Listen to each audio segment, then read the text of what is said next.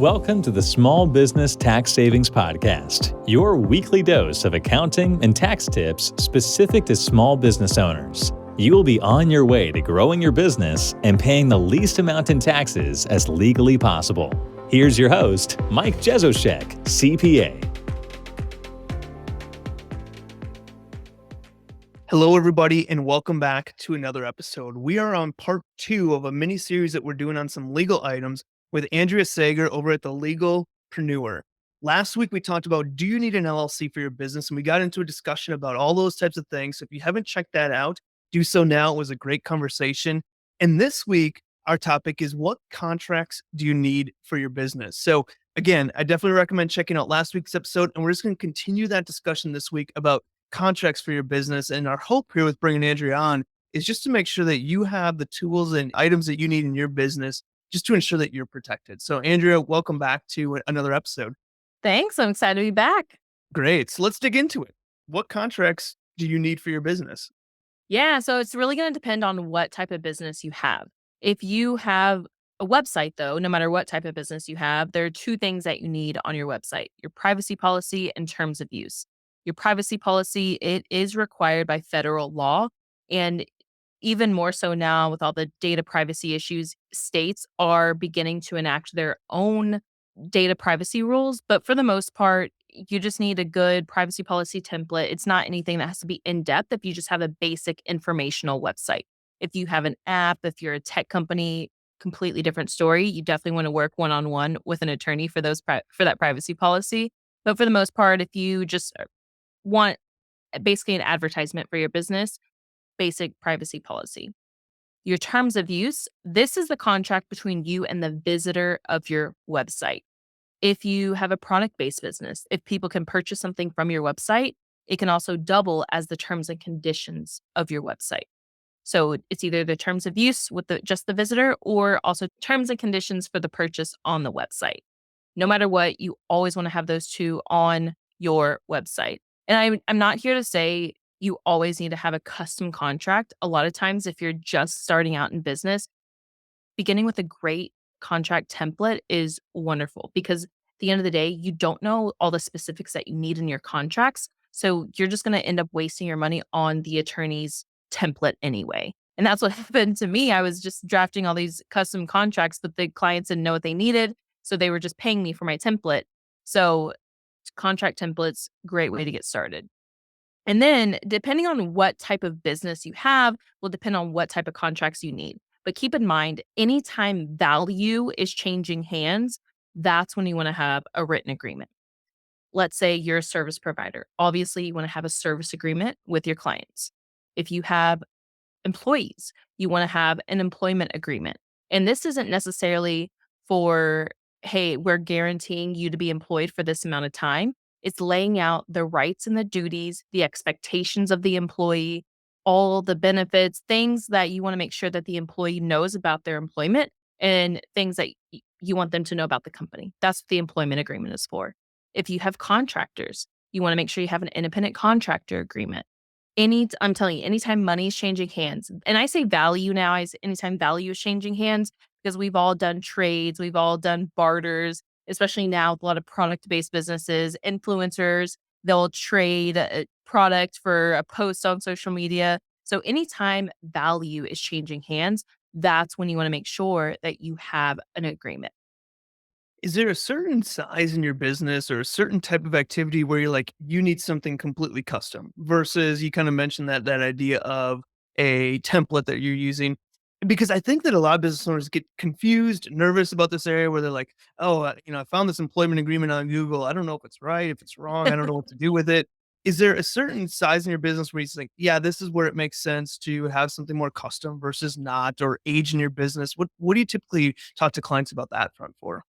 Well, I think it's a matter of when so let's say you start with contract templates and you've been in business for however long, but there's things you want different in your contract. You're like, hey, I need to make sure this is in the contract. I need to make sure this is in the contract. That's when you want to go and chat with an attorney and make sure the right things are in your contract.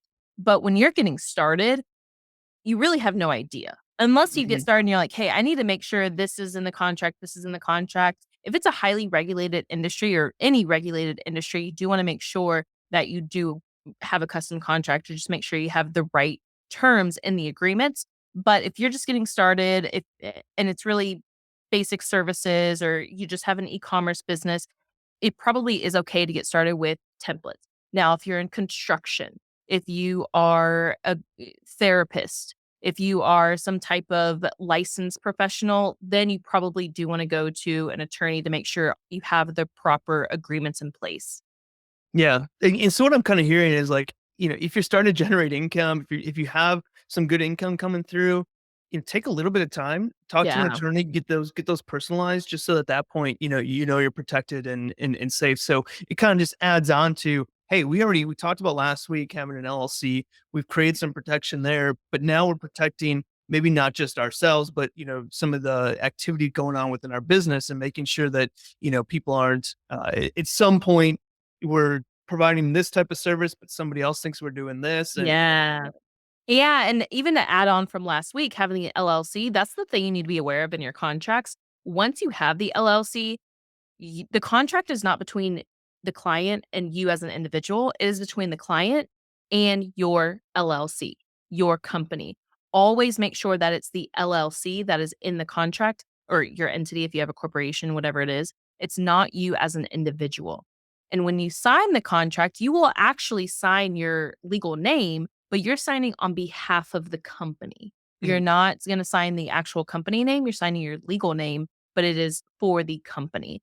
But that's one of the biggest mishaps. We have clients that they'll come to us for an LLC, and we really just build out their whole all of their legal stuff, and they get the LLC, but then they don't change the LLC in their contracts. I'm like, "Hey, hey, hey, this is the number one reason why we have the LLC, is to make sure we're binding the company, not you as an individual." Mhm.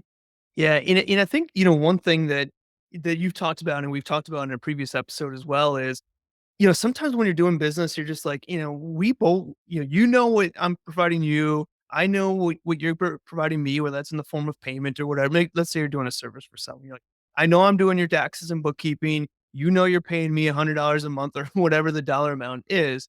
But oftentimes when these contracts come into play is 2 years, 3 years down the road, and someone says, hey, I didn't receive this. And then it's like, Yeah, whoa, wait, was that in the contract? Was it not in the contract? yeah. So I think, not only from a protection standpoint, but it just also helps build that clarity of what are the expectations on both ends. And so if you're signing up for a service, what are they actually providing you? It's not about what was that conversation you had with them? What Yeah. did you guys talk about on the sales call?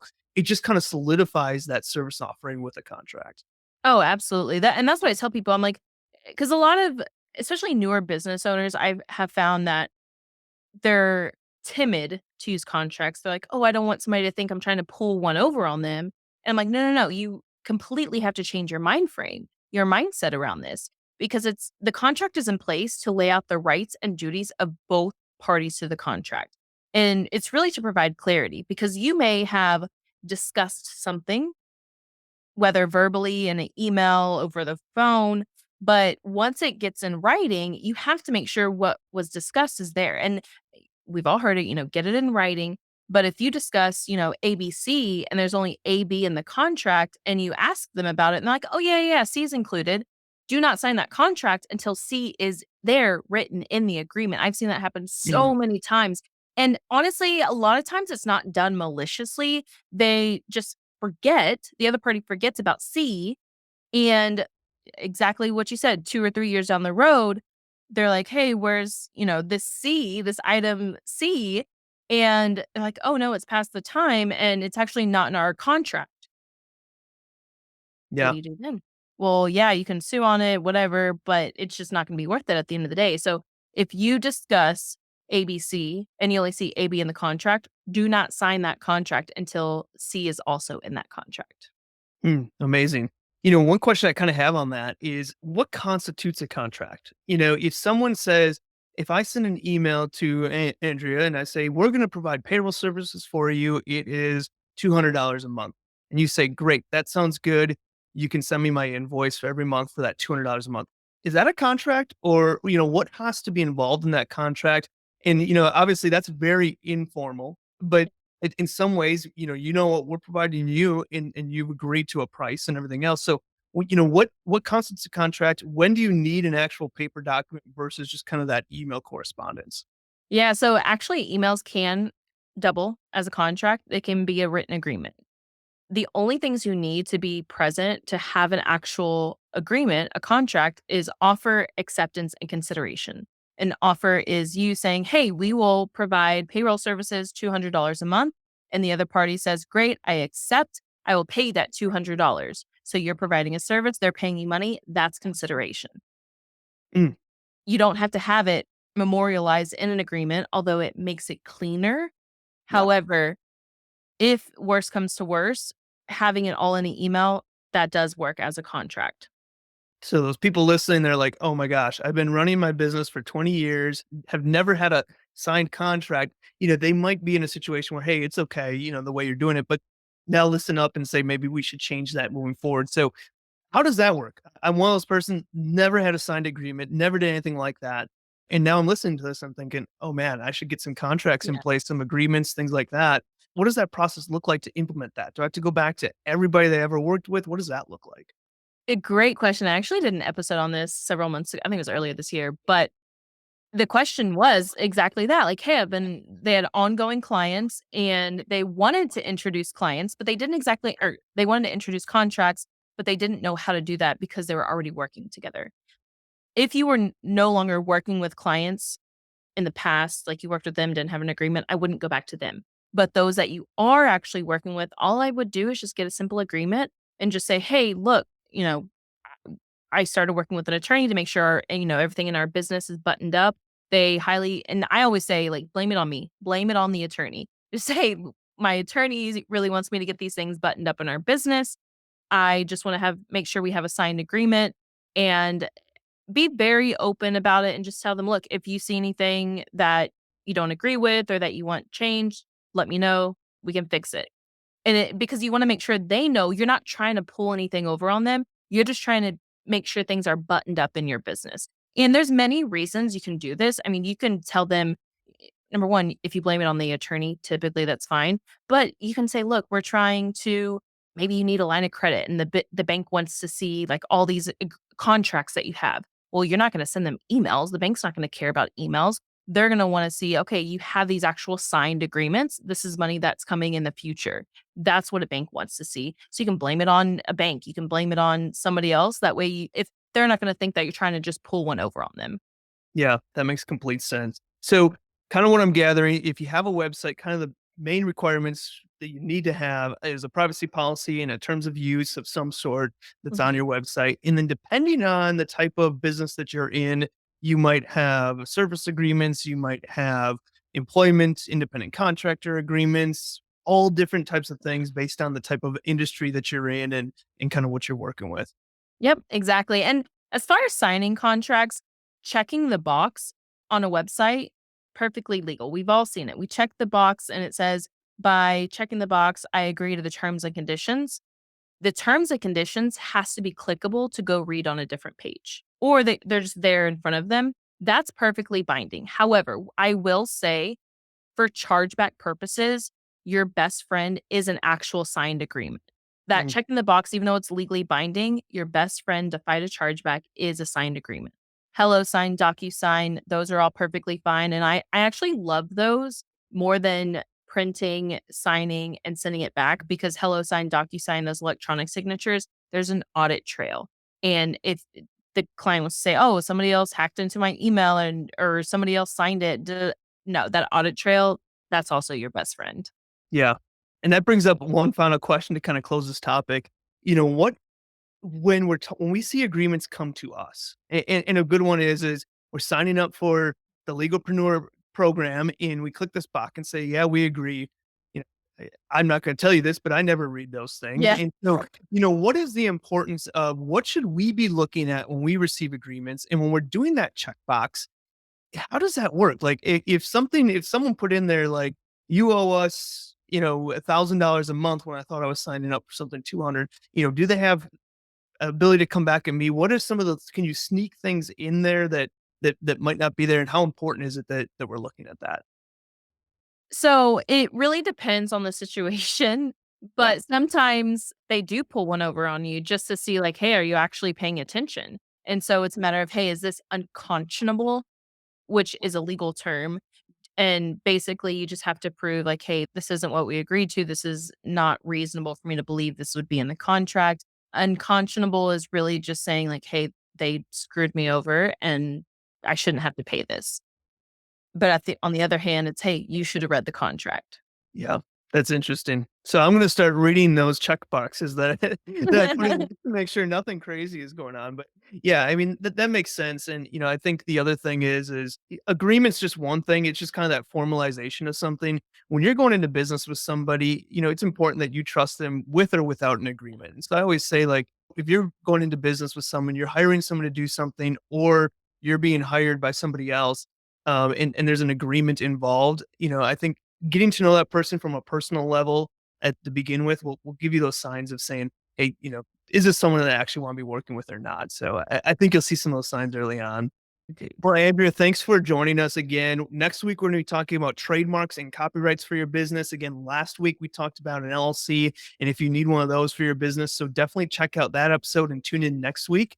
And Andrea, before we go, just kind of let everyone know, what are you up to? Where are some of your things at? Where can people find you? And go from there.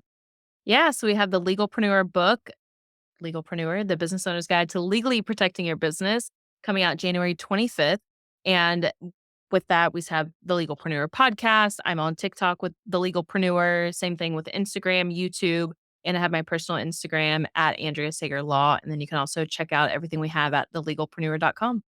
Yeah, and that's awesome. And what I've said last week, and I'll just reiterate again this week, is that what Andrea does is a lot of the similar style to what we do, just a different topic. So instead of talking about accounting and taxes, Andrea's talking about legal stuff. And so if you like kind of our style, our way of doing things, I definitely recommend checking out her podcasts and the things that she has going on. So Andrea, thanks again for joining the podcast. Thanks for having me. This has been another episode of the Small Business Tax Savings Podcast. If you enjoy our weekly episodes, please leave a review and share with other business owners. You can find previous episodes and more information at www.taxsavingspodcast.com. Thanks for listening and have a great day.